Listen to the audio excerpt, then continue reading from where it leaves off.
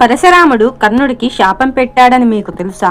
కర్ణుడు క్షత్రియుడైన సూర్యపుత్రుడు అయినప్పటికీ కౌరవుల పక్షాన ఉండేవాడు. కానీ అతను తన జన్మ రహస్యం తెలియక బ్రాహ్మణుడిగా నటించి పరశురాముని వద్ద ఆయుధ విద్యను నేర్చుకోవాలనుకున్నాడు. పరశురాముడు ఎప్పుడు క్షత్రియులను ద్వేషించేవాడు, ఎందుకంటే వారు భూలోకంలో అన్యాయాలు చేశారని అతని భావన.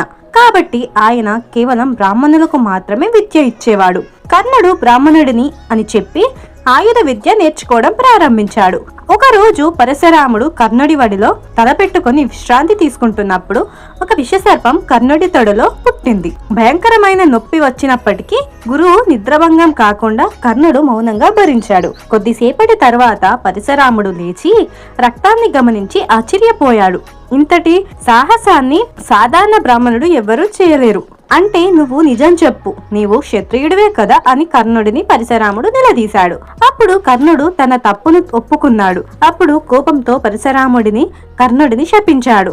నీవు నేర్చుకున్న బ్రహ్మాస్త్ర విద్య నీకు అత్యవసర సమయంలో నీకు మర్చిపోతావు అని చెప్పాడు. ఈ శాపం కర్ణుడి జీవితంలో ఘోరమైన ఫలితాన్ని ఇచ్చింది. కురుక్షేత్ర యుద్ధ సమయంలో అర్జునుడితో యుద్ధం చేస్తుండగా ఈ శాప కారణంగా బ్రహ్మాస్త్రాన్ని ఉపయోగించుకోలేకపోయాడు.